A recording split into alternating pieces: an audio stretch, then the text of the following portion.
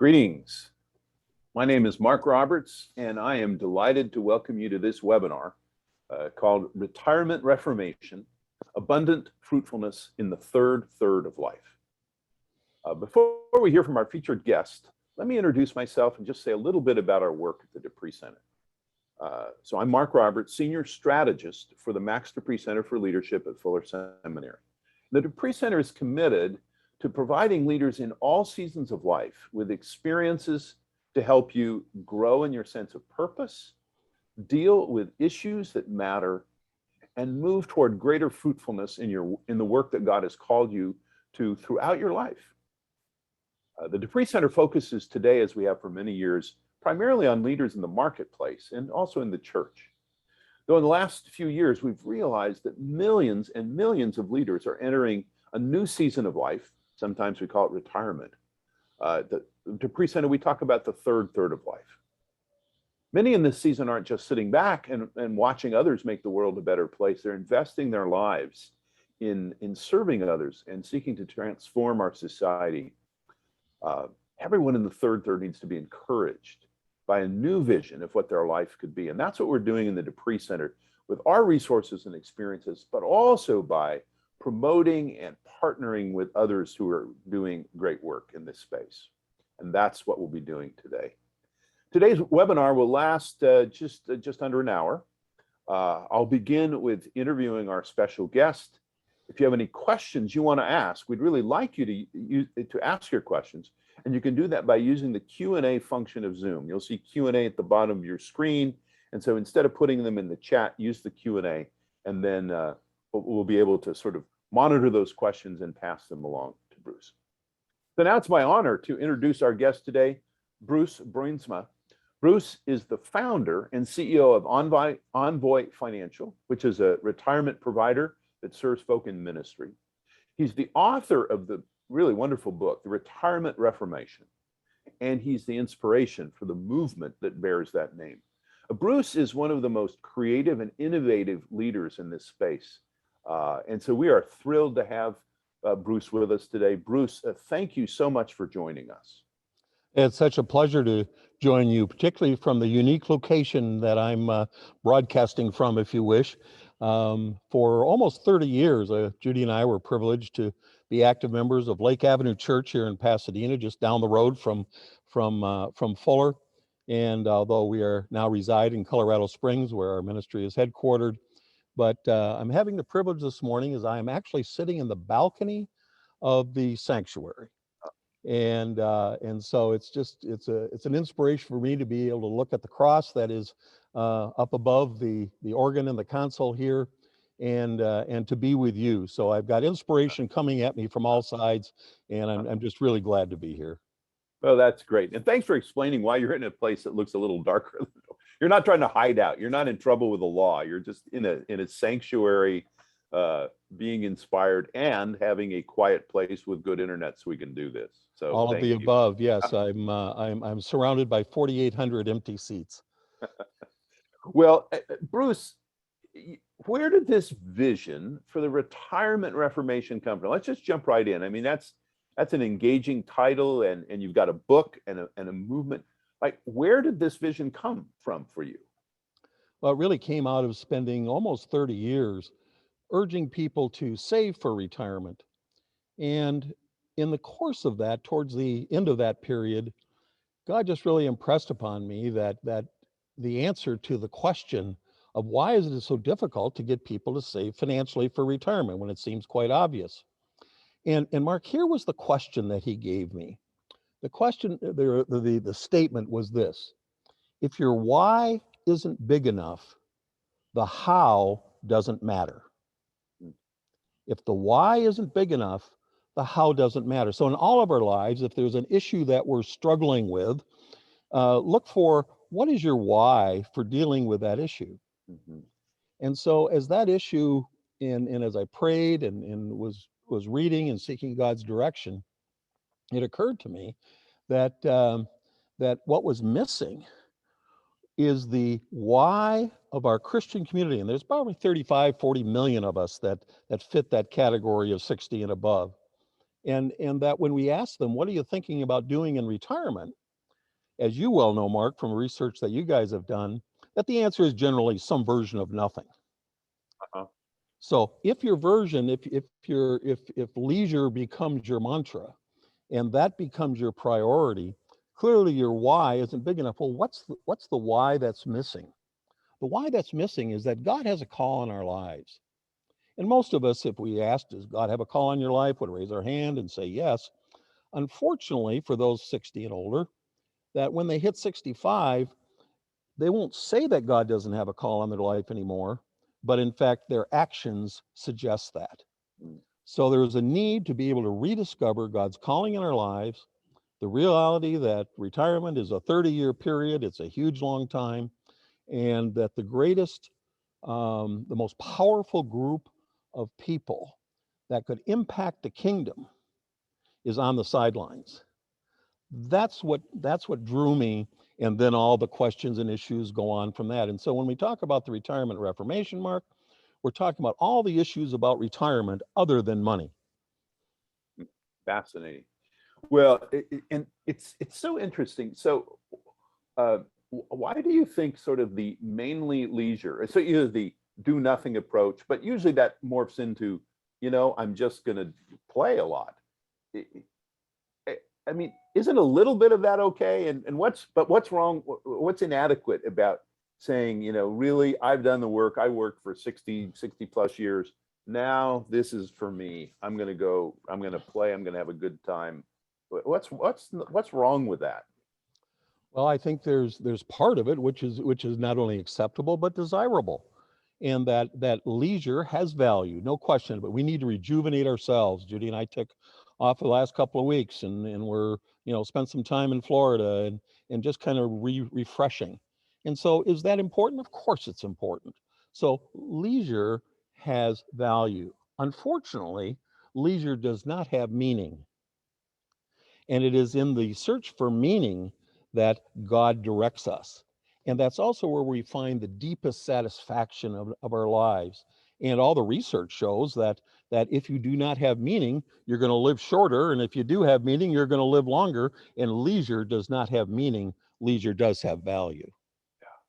Yeah. I just was doing some digging into the research and found an article, a scholarly article, summarizing 71 other scholarly articles on purpose and aging. And Mhm. as you would know, Bruce, the stuff is incredible that people who live with purpose are healthier and stronger, less apt to get bad dementia. I mean, et cetera, et cetera. It's like it's like a wish list for a healthy life. And so, yeah. So, I mean, so you work with folk who are good folk, but a lot of them, as they approach retirement or in it, they're lacking this meaning piece you just talked about.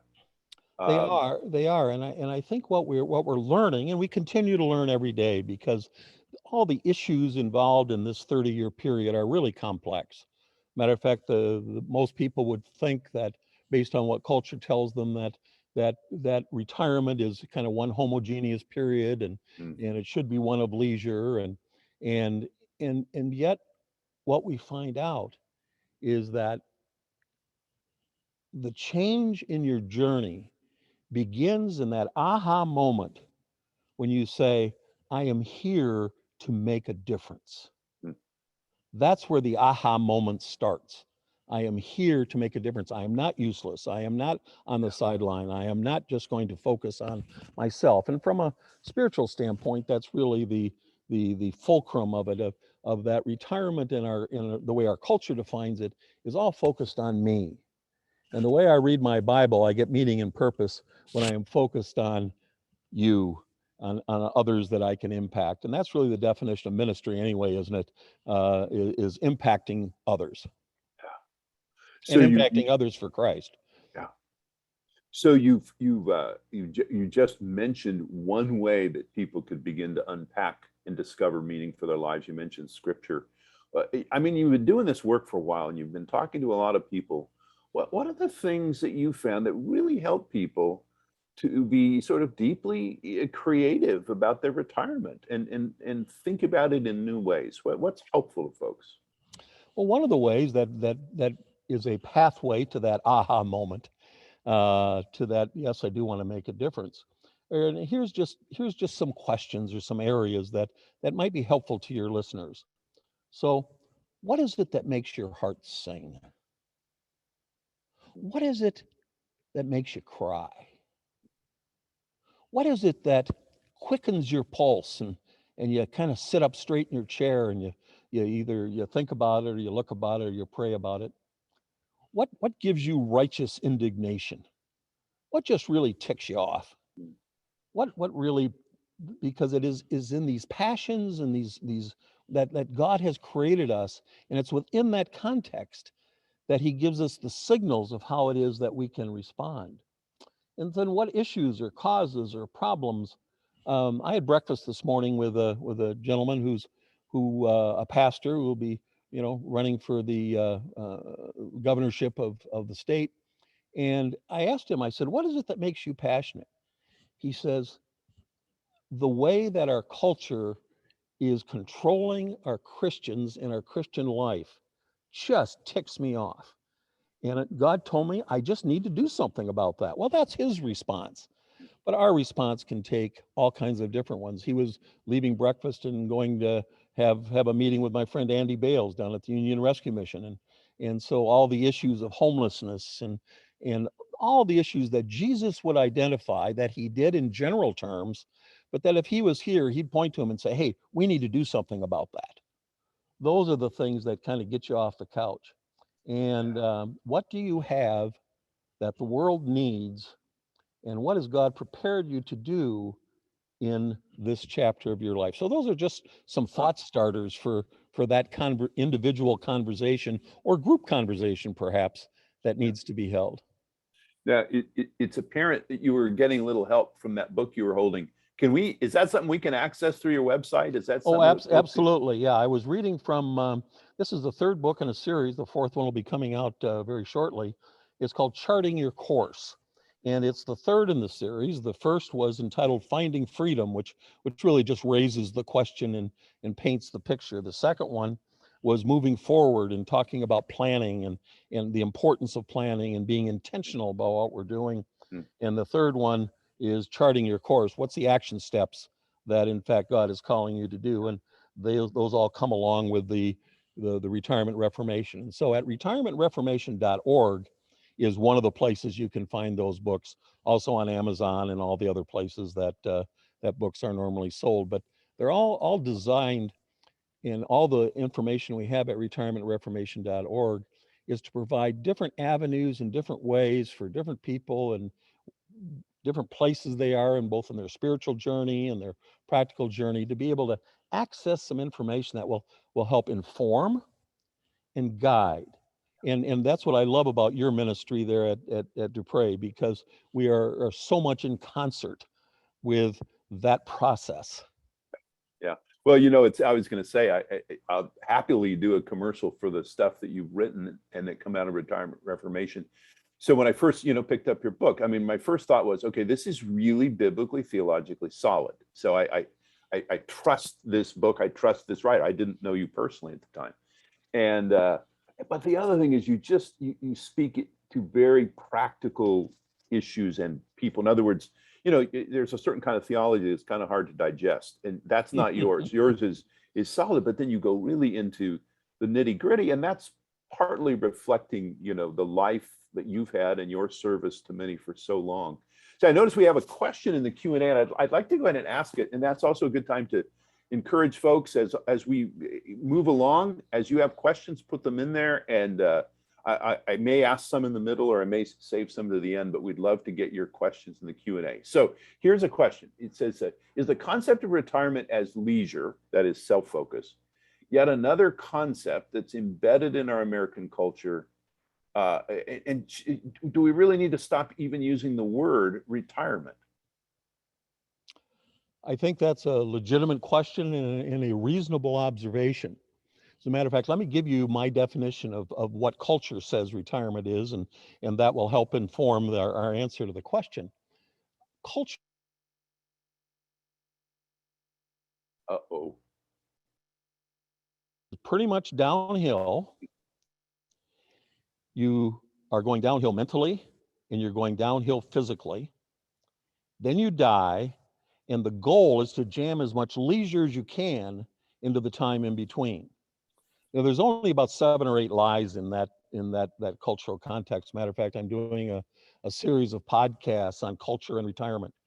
And so as I continue to grapple with what is culture saying to us, the term retirement, going back to the question that was asked, clearly the term retirement isn't in the Bible, but the term stewardship and being faithful for a lifetime are biblical concepts. And so being faithful for a lifetime, what does that mean? And then if I can just add on top of that, the verse that we've chosen for the Retirement Reformation is John 15:16, which says, and let me quote, it's Jesus speaking, and he says, "You did not choose me, but I chose you, and I chose and I called you to do what? To bear much fruit." And so that whole idea of being called, being chosen, being called, being prepared, and with the goal of bearing fruit, fruit that will last, he says, and that everything you ask in my Father's name I will give to you, as he finishes out that thought. But the idea, I struggled for a long time to find another word for retirement. On the financial side, God was gracious enough to give us one. So we don't call it a retirement plan. We call it a future funded ministry plan, because we're called to ministry for that lifetime. But in the other area, I can't find another word that really substitutes well. So we just need to be able to rethink and redefine what retirement means for those who are Christ followers and are called to make a difference. Great, thank you. And thanks for that question. And as any of the others of you have questions, please feel free to type them in and we'll go for it. So I expect that we have with us today, and as people watch this in the future, some folks who are into retirement and others who are on the way, or maybe a few years away from retiring from their primary career, not from their life in Christ and being disciples and all that. But so for those who are approaching retirement but really haven't given much thought to it, I would say they could buy your book. That'd be a good start. But what else would you recommend to people as ways to start thinking, or some things they can do to really being more intentional about their retirement? Well, one of the things they can do is they can go for a walk with their spouse. And as they're walking with their spouse, they can bring up the subject of what's next? What does God have for us?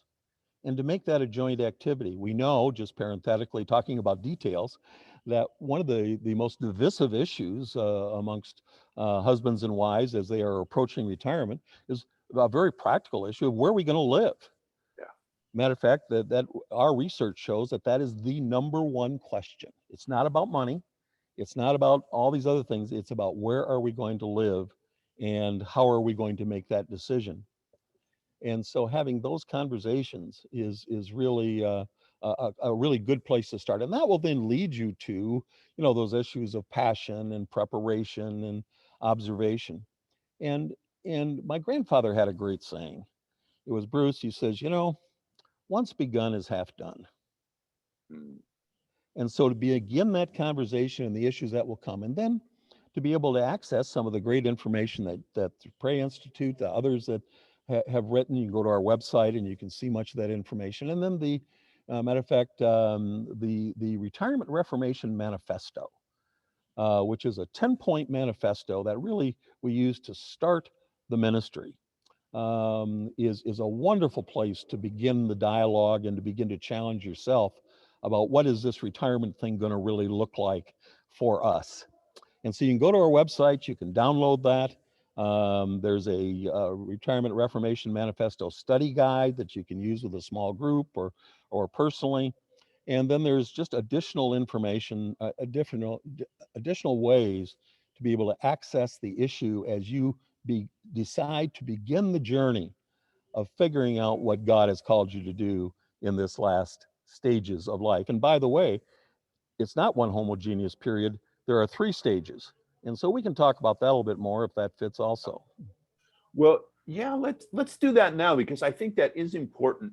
And in that, though, and even in our third work, I will sometimes say, well, really, there's like the fourth, the fifth, and the sixth. Right. So, Exactly. so why don't you go ahead and explain some about the typical stages? Obviously, not everyone fits exactly, but there are these stages. Why don't you talk a little about that? There really are, and they are unique, and they have some distinctives which are identifiable and can be, and once you understand them, can be helpful both in anticipation as well as in application. So, if you have that stage before retirement, so typically starting somewhere around 55 or so, and all the anticipation of what's going to happen. Then you have in that first stage of retirement, typically 67 to, you know, late 70s, and that next decade period. That's a very active time. Typically, we still have good health, we have resources, we have all of the things, and so that's a good time. And when you talk about leadership, the capacity to lead a committee or lead a team or lead a process or start a business or whatever it's, so it's very active. So we'll just call that the active stage. The next stage that comes after that, late 70s through the mid 80s, is one where instead of being the chairman of the board, you're going to be a good board member. And so the whole idea of mentoring our grandchildren, mentoring uh, to our kids, yet to the degree that they're open to that. Interestingly enough, perhaps even mentoring our parents during their more advanced stage of life, because it's just kind of shocking, but because of that longevity, there can be five, five family categories that are alive at one time. I mean, it's difficult enough working with your spouse and your kids, and then your grandkids, and then your parents, and then maybe your grandparents, and then your great grandchildren. So it's complex. But at any rate, in that second stage, mentoring and the need to be able to apply the wisdom and the knowledge and the experience that God has given you is so important. So we'll just call that the mentoring stage. Then you have the next stage, which is really befuddling to many, and because it's that it's that last 10 years of that 30 years. So even if you work to 70, so you got 70 to 100, or you got 65 to 95, that last stage is really more of a reflective one, an opportunity to be able to think back upon how God has guided you and all the experiences you've had, the good, the bad, and the ugly, what you've learned from them, all that wisdom, and to be able to share it in a general sense. Just as an example, regardless of what you think about his politics, Jimmy Carter wrote two just excellent books in his 90s that were just really, really well done. Billy Graham wrote his last book at 93, and all of them have one thing in common, is they're taking their combined experience and sharing it on a broad scale. So you have the activity of the first stage, you got the mentoring of the second, and you got the reflection and the sharing in the last. And one of the things that the research shows, that as we get closer to death, we're able to be much more honest. And so that's just a practical application of that stage of life. That's wonderful. Really, really helpful and encouraging. I've started noticing, Bruce, the news stories that have, it's a new theme. In the past, there was very much the theme that if you're older, you're washed up. Right. But now increasingly we're finding these new stories. So, Pete Mickelson wins the Masters, and it's like, wow, he's an old guy. He's an old guy, he's 50. And this year, the U.S. will be sending the oldest soccer player on the women's team ever to the Olympics, and that's beginning to being spoken of as like it opens up possibilities rather than shutting them down. And so the examples you gave are great. So we got a couple of good questions. One, I love this. I expect you will be able to help us with this. So as we think about living fully in retirement and fruitfully, what about grandparenting? How does that fit in? Well, grandparenting is obviously a critical variable. If you have children, the odds are that at some point you will be a grandparent, whether you want to be or not. It kind of has nothing to do with you. And so typically that arrives often in the middle stages of that retirement, in the mid 60s, and then as your grandchildren grow, Now you're in your, now you're in that mid 70 period. And so grandparenting is absolutely critical. It is also extremely difficult because of the sensitivities of the different generations, the cultural perceptions that your children and grandchildren get, the siloing that goes on in both the church as well as society. And so there's all these barriers to being able to share, because the value of being a grandparent, and I just finished reading Proverbs again, and was just so impressed by the fact that, what's the role of the gray hairs? The role of the gray hairs is to impart wisdom. Well, let me just address that for just a second. I think that your audience will find it interesting. I've been struggling with how is it that becoming old makes you useless and irrelevant and a pain in the tail and just kind of strange. Well, I think one of the reasons, and this is just fairly recent that I've been really connecting with this, is technology.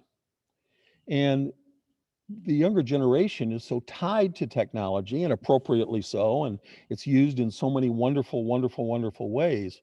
But when grandma or grandpa are just totally disconnected from by technology, that almost by definition becomes the reality of useless, because we can't talk. And so one of the great benefits of the COVID experience that we've been going through is the number of grandparents that have access now to Zoom or to uh, the other social media activities, to be able to speak with their grandchildren, and the fact that it is intentional and direct. And so I think we're entering into a new period that will build on some of the things that you were talking about, and that will bring added value and the ability to connect and to be able to share that wisdom in ways that perhaps for the last 15 or 20 years have pretty much evaporated. Mm. Wow, it's super helpful. By the way, someone put into the Q&A a reference to the Legacy Coalition, which Yes. is an organization that is really is supporting and encourage people in grandparenting. In fact, I know that the church where you're currently sitting, Bruce, and by the way, if folk came in late and they're wondering, why is he in such a dark place? He's in a very large and beautiful sanctuary, but it's fairly dark in there. But Lake does a lot with grandparenting ministry. And so there's some good resources for that. I think there's an increasing resources. There are a number of organizations, the Legacy Coalition being one of them, and a number of others that really focus on that grandparenting role. And so as you are exploring how it is that you are going to make a difference, I think there are great resources there that are available to you to challenge your thinking. I would also say, and this is not universally true, but I think is a challenge, that there is that impacting your grandchildren is important and critical, but it's not everything either. I believe that is just one of the activities that God would call you to, but not the only activity that God would call you to. So it's more than golf and grandkids. It's golf, grandkids, and fill in the blank. Yeah. Say one of our listeners is just curious in a more personal way. What's your story in terms of your own transition from work in a more traditional context to transitioning in to what you're doing in this season of quote unquote retirement? Well, just so that your answer to the question that perhaps some of your audience may be thinking is, how old is this guy anyway? And the answer to that question was, I turned 80 last week. Whoa, And congratulations. yeah, that's kind of what I thought. Wow. God has impressed upon me that, and we'll see if how that all works out, but that 104 is my age span. So I got 24 more years of being able to follow what he's got me doing. So many people will ask, and that's reason to say, well, Bruce, when are you going to retire? Let me give you my answer. My answer is, I already am. I am doing exactly what God wants me to do, where he wants me to do it, with whom he wants me to do it, and why he wants me to do it. And that's the best definition of retirement that I can possibly come up with. Now, it turns out that I am still the CEO of Envoy Financial. Obviously, give leadership to the Retirement Reformation and all of our activities there. Strangely, through probably be another 2-hour interview to go unpack this one, but am an owner of a coffee plantation in Laos, which is a business for mission, and all of the intricacies that involves there. And so, God's got a full plate for me, and I'm excited about what we're doing. I would like each one of your listeners to be as excited about what God has you to do when you're 80 as I am today. That's great. That's very encouraging. And again, I think we're seeing more and more that people are not counting themselves out. And one of my good friends, a man named Dale Bruner, probably some of our audience would know Dale. He's written a number of biblical commentaries and is really a brilliant Bible scholar who'd always worked on the New Testament. Dale's 88. And at 88, he decided it was time to do something in the Old Testament. So he's going to do a commentary on portions of Isaiah. And he said, one of the things he's really enjoying is getting his Hebrew back. And he's now 89. He started at 88. Now, not everybody's going to do that. No. But many people have capabilities that are quite exceptional that, can be owned. And then, as you said, stewarded. So we got a really good question here, interesting question. It says, racial issues are at the forefront today. Are there things that we can learn from other cultures, we who are presumably white Americans, most of us, or some of us anyway? I don't see everybody on the call. So, but for those of you and I pretty clearly are, from Europe. I've got a lot of Dutch in me. I'm assuming you got a lot in you too. So yeah, more than a lot. So anyway, the question, are there things we can learn from other cultures that can help us here in North America with regard to our understanding of retirement? And the questioner is thinking especially in terms of people of color and their experiences or different cultures, understandings. Do you have any thoughts on that? Because I know you've been doing this for a while. Yeah, absolutely. I do. As a matter of fact, I did a seminar yesterday for about 15 pastors. And about, let me see, 7 of them were pastors of color. And so we just had an opportunity to have a wonderful dialogue and conversation in the financial side of what we do. We do retirement plans for any number of Afro-American denominations and churches. And so there is the cultural differences are important. And yes, there are things that we can learn. The results driven culture that we come from and the way that we perceive things. I know when I got to Laos for the first time and we were starting to work with the folks there as we were planting the first of 1,875,000 coffee plants, what I learned was that in that culture, they are not time-based. They are event-based. And so the classic story of, when's the party going to start? When everybody shows up. When's the party going to end? When everybody leaves. Well, it's really challenging to work that way, particularly hard when you're going to build a building. But I think there is something to learn there about the pace and about the rhythm of our lives. And to recognize that it is not all about time and immediate result, but it's about relationship and it's about activities. And I think there's much that we can learn in from those cultures. In the Afro-American culture, the opportunity, I was chatting with one of the pastors after our time together yesterday, and we got laughing together about how wonderful it is of their ability to show joy and exuberance in the Lord. And we don't, as a Dutchman, we didn't do that. And so to be able to see that there is other expressions of our faith, there's expressions, and then to see the way that many of the churches, we serve a large church outside of Washington D.C. that's about 12,000 members, 99.999% of them are Afro-American, and the commitment that they have not only to the Word, but then the commitment that they have to the community. and how they're able to put those two things together. It's not either or, it's both and that's true in our own lives also. So I think there are things that we can learn that will help us to um, be have the freedom and the joy that is promised by Jesus. And as we think about are you really experiencing, that those fruits of the Spirit, the love, joy, peace, patience, kindness, gentleness, self-control? How is Mm, that being expressed mm. in our Thanks. lives, to our families, to our spouses, and the peace that brings to you that isn't there when there is that tension of either perfection or that tension of production. Mm. Wow.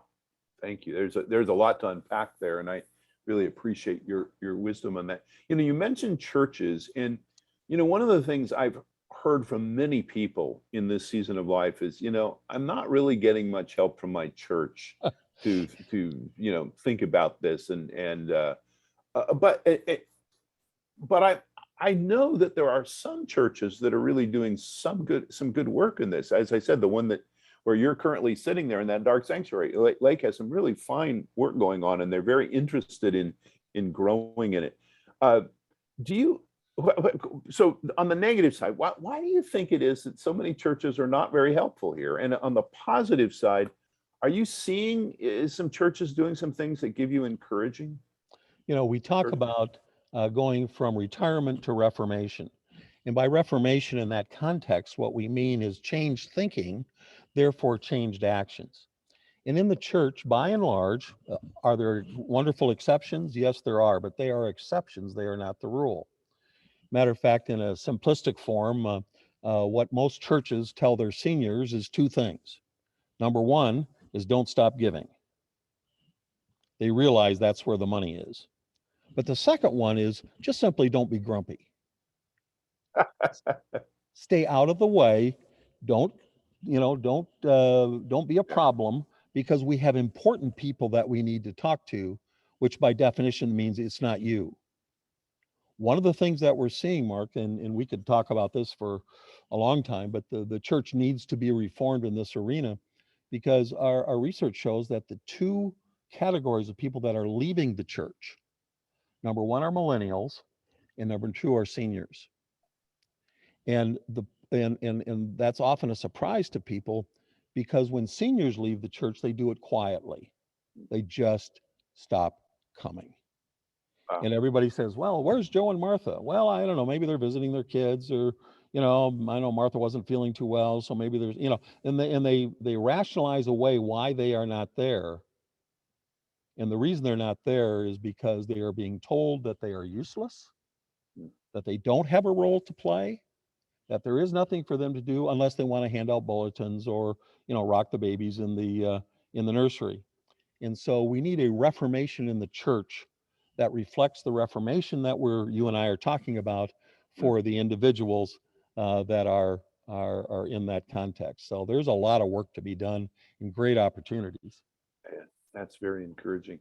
We're at the Pree Center. We are getting ready to begin a modest but focused research project, really trying to figure out if the church is doing some good things, what are they doing? So I'm going to circle back with you, not today, but later, and get some of your suggestions as to what If some I could just places. make one other observation, Yeah, just to sure. make sure that we do our best to hold under the spotlight the issues that we're talking about. As you go across the country and you ask who has a good seniors program, Mhm. here's typically the definition of a good seniors program. They have one lunch in a month, and they have one trip a quarter. Yeah, you're absolutely right. And that's the definition Right. of that. And what it is it's designed to do is it's simply the result is to continue to silo that group of people into those arenas. And that's the definition of just simply keeping them happy, or keeping them out of the way, or giving them something to do. Well, and I think what we're talking about as a challenge to that age group and to the church is that here's the greatest unused people group to build the kingdom, who has time, who has money, who has experience, brings spiritual value, and wisdom.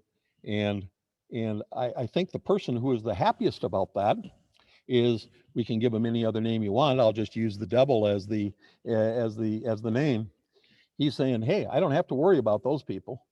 They're just on the sideline. And we need to bring them off the sideline and bring them, into the activities that they are uniquely prepared and with unique impact to fill unique and specific needs in the church and in the community. That's really helpful. So we got a question here I'd like to pass on to you. It's this: John Piper wrote in his book, "Don't Waste Your Life," or he wrote that book. Yep. Please talk more about how to get men to recognize the importance of this season.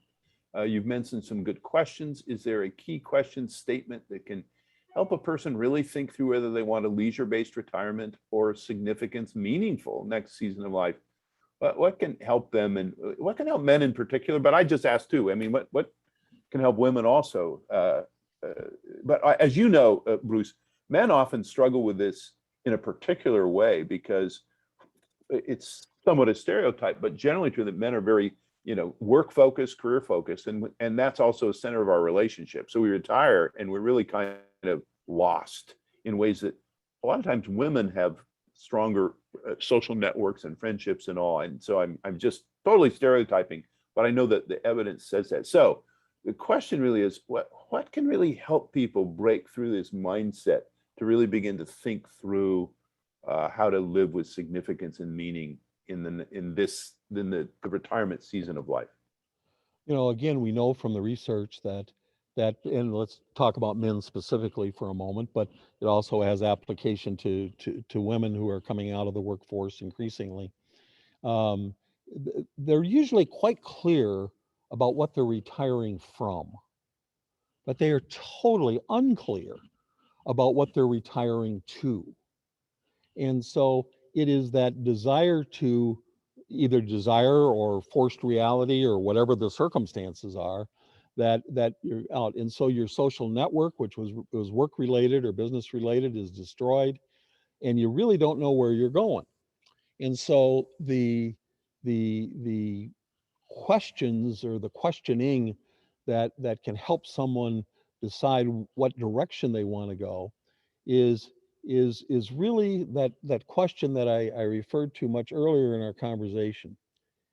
Do you have any desire to make a difference? Mm. You don't have to finish that sentence by anything. Just, do you have a desire to make a difference? And most men will say, well, yeah, I do. Well, then let's engage in a dialogue or information that will help you sort out of how in this next stage of life you are going to make a difference. Mm. And Yeah. that seems to me to be the entree point to that would then lead to that aha moment.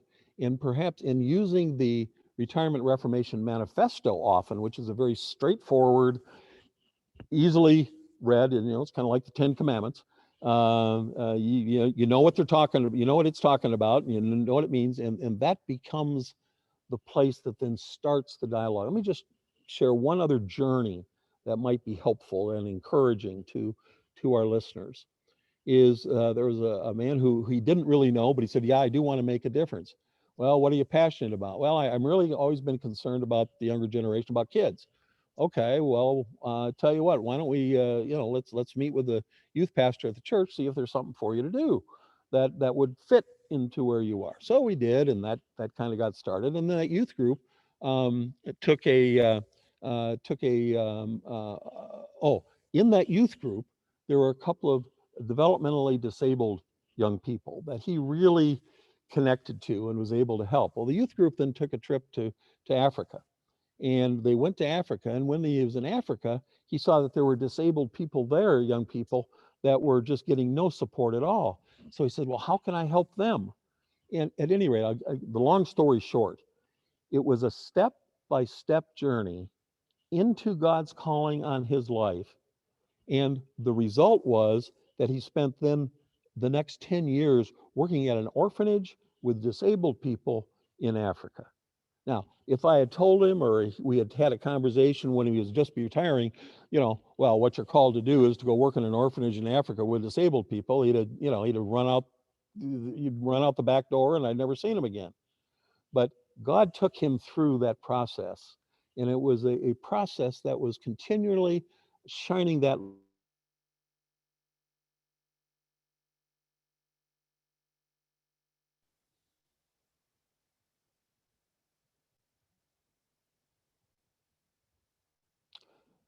Maybe I can share one other story. Sure. Um, this is at the end of the spectrum. So one of my favorite stories is about Peg. And Peg's 93.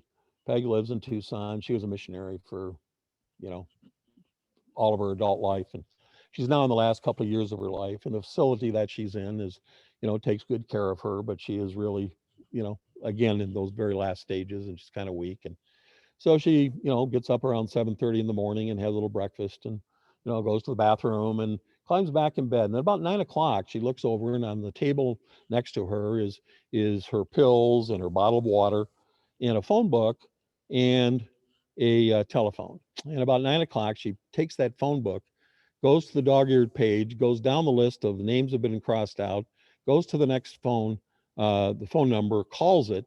When someone answers, she says, "Good morning. My name is Peg, and I'm praying my way through the phone book. May I pray for you?" Most people would say, she's totally useless. She has no value. She can't get out. She can't do anything. But she can pray for people, and she can pray her way through the phone book. And so I'm not totally sure, but what there aren't going to be more lives impacted by Peg in the last couple of years of her life calling through the phone book in Tucson than perhaps there were during many of her years in missionary work.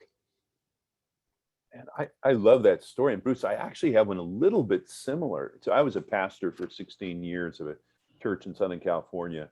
And one of my older members, older adult members, super involved. She loved greeting the visitors and taking them to lunch and getting their names and following. I mean, that was just her love. She's super involved in the church. But she began in her, I think in her 80s, to begin to have some physical issues, and finally was at the point where she was really pretty much stuck in bed. And I was visiting her, and she was just bemoaning the not losing the opportunity to serve and love people. And so we just started talking about, well, what could you do? And what she came up with, very similar to yours, except it's church focused. She said, well, I'm going to take the church directory. And it's the same thing. I'm going to go about 3 or 4 people a day, and I'm going to call them, and I'm going to say, "Hi, this is Johnny from the church. I'm just trying to pray for everybody for the church. How can I pray for you today?"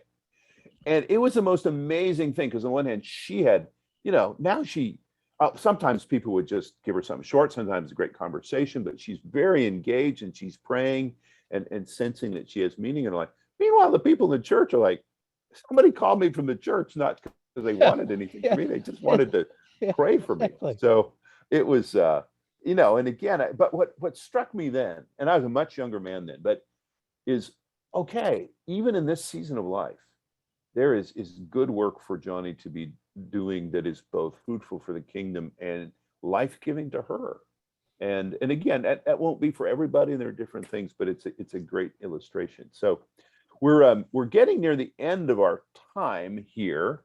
One of the things that you've mentioned, the manifesto, but I'd like you to mention it again and then be very specific about how folks can see it, and if they want to, how they can sign on. So first of all is the manifesto is a 10-point statement talking about the key issues of retirement. Number one. Number two, you can find it by going to retirementreformation.org, and you'll see across the line, across the top, it'll say manifesto. When you click on that, it will take you to the manifesto. There's a shorter version and a longer version. I urge you to read the longer version, and you can download that. There also, it will ask you if this makes sense to you. there's a place for you to be able to sign. And so an increasing number of thousands of us have signed off on that, just simply saying, boy, this really makes sense to me. And Right. I need to dig into what this means at a deeper level.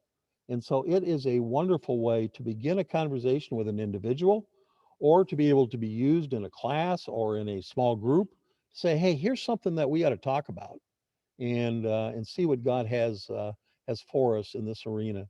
So the Retirement Reformation Manifesto has just been a really a document from God, that allows us to enter into the dialogue, but with a perspective. It's like entering into a dialogue of moral values in bringing the Ten Commandments into the conversation. Why wouldn't you? And how does that lead you? And then to be able to go and take the Beatitudes and be able to bring those into the conversation. There's the role of the Retirement Reformation Manifesto. Awesome. Thanks for that. We got a question that I think we still have a little time to get into. And so let me just read this question. It seems to me that we now have the largest cohort of able people with more time and resources than at any time in human history. What can we do to give many seniors the experience of seeing life missions undertaken and succeeding? Can we, for example, create a set of senior mentors to help those making this transition? Is this a role for the church in utilizing and energizing their senior adults? Well, let me just put my arms around the person that asked that question and kiss them on the forehead and on both cheeks, uh, because the answer is yes, definitely. Matter of fact, within the Retirement Reformation, we have a coaching, an increasingly growing coaching capacity that is there to be able to assist people. Mentoring is a form of coaching. Matter of fact, I just was given a book. I'm a couple of chapters into it, talking about how, as an adult, we can learn how to be mentors. And so, this idea of mentoring not only younger people in sharing our wisdom, but mentoring older people who are perhaps at a different place in their spiritual journey or in their discovery journey of what God has for them. And so, I would just simply say yes, yes, and yes. And the call to the church, to be able to be a key leader in this arena is critical. So if you want to pray for something, pray for our pastoral and leadership in our churches across the country, that they will be open to understanding and applying the things that we've been talking about here in real, with real hands and feet, in their congregation. Hmm. Wow, that's great. Well, give you one last opportunity. Bruce. Is there anything you would like to share with our audience before we wrap this up that you haven't done already? I mean, it's been fantastic, but any last word of wisdom or encouragement or something? Well, first of all, thank you for the opportunity to be able to share, and perhaps your audience can tell that the sharing comes from both experience and from the heart, and then to be able to apply as much creativity to the solutions as we possibly can. And so perhaps that would be my word of closing to those of you that are listening, that God has a plan for your life. He loves you. There are people out there that need you, whether it be grandchildren, whether it be the homeless, whether it be the hungry, whether it be the struggling, whether it be the single moms. It goes on and on and on and on and on. And matter of fact, the next book in that series of three that I talked about, the fourth book, will be filled with examples of people who have responded. And so, again, to encourage those who are listening, that if you haven't had that aha moment, perhaps now's the time. If you have had that aha moment, take the next steps in discovery. And if you have taken the next steps in discovery, then reach out and bring someone else along with you, so that we can grow, and 39 million people who would be saying, my goal is nothing, can change to, my goal in life now has meaning and purpose, and I can find joy and freedom in that process. Wow. Well, amen to that. Although I'm a Presbyterian, I don't really say amen out loud, but amen to that anyway. Bruce, this has been great. And I said earlier on, I'm so grateful for your work. I discovered it early on as I began to get into the third work. And it was just such an encouragement and a inspiration and good wisdom. And so again, for our audience, if you're looking for some action steps, one of the things we'll send out a follow-up with this. It'll have the link to this if you want to watch it again or share it with others. We'll also have other links, for example, to the Retirement Reformation website, although you could just go, it's retirementreformation.org, and great resources. You'll find the Manifesto. You've got, if you go to the Pree webpage, in our third place, we've got some resources. And, you know, one of the things that excites me about this work that we're in is that there really is a sense of, I think, genuine collegiality, because the opportunity is so hard. I mean, sometimes Christians and churches can get real competitive.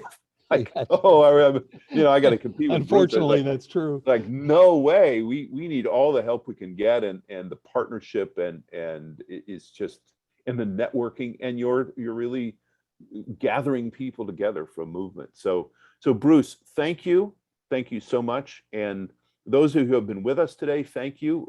We love to be able to serve you. We'll have more webinars coming and more resources. And let me just say to those of you who are listening, if you know of your church that's doing some things with or for or through or by its senior adults that you think this is good, I'd love to learn about that, because I'm beginning to collect good examples.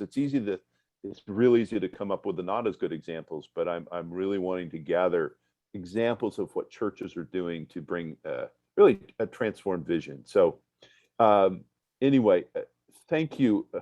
Somebody asked, what did I say about not saying amen? I made a joke on Presbyterians. If you're not a Presbyterian, Presbyterians tend to be very withdrawn, so we don't say amen out loud in church. Well, if I can just add a comment to that, Yeah. raised in a similar background, one of the great blessings in my spiritual journey is to develop additional freedom to be able to say amen.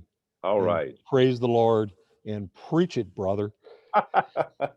Well, maybe I'm walking into some more of that freedom too. Bruce, thank you so much. Folks, thank you. This has been great. Really appreciate this time. So blessings to you all.